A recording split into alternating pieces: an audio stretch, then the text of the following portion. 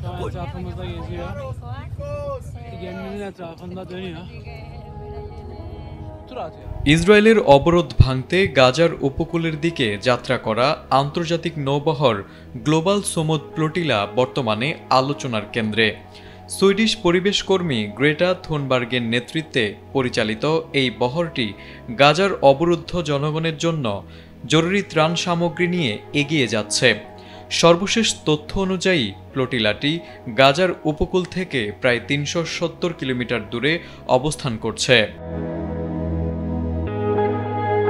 Global সমুদ flotilla একটি আন্তর্জাতিক মানবিক নৌবহর যা বিভিন্ন দেশের স্বেচ্ছাসেবক, মানবাধিকার কর্মী ও পরিবেশ কর্মীদের নিয়ে গঠিত। এর মূল লক্ষ্য হল গাজার সাধারণ মানুষের কাছে মানবিক সহায়তা পৌঁছে দেওয়া এবং আন্তর্জাতিক সম্প্রদায়ের মনোযোগ আকর্ষণ করে অঞ্চলটির মানবাধিকার পরিস্থিতি তুলে ধরা। তবে এই অভিযানকে ঘিরে শুরু হয়েছে আন্তর্জাতিক রাজনৈতিক ও কূটনৈতিক উত্তেজনা।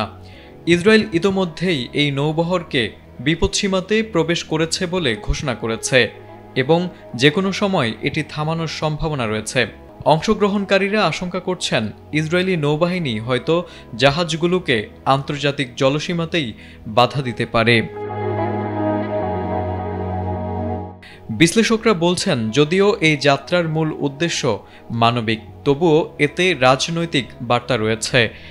এই উদ্যোগ গাজার সংকটকে আরও স্পষ্টভাবে তুলে ধরছে বিশ্ববাসীর সামনে। ফলে এটি একটি মানবিক কাজের পাশাপাশি রাজনৈতিক আলোচনার বিষয়েও পরিণত হয়েছে। নৌবহর গ্লোবাল সমুদ ফ্লোটিলা আদৌ গাজার উপকূলে পৌঁছাতে পারবে কিনা তা এখনও নিশ্চিত নয়।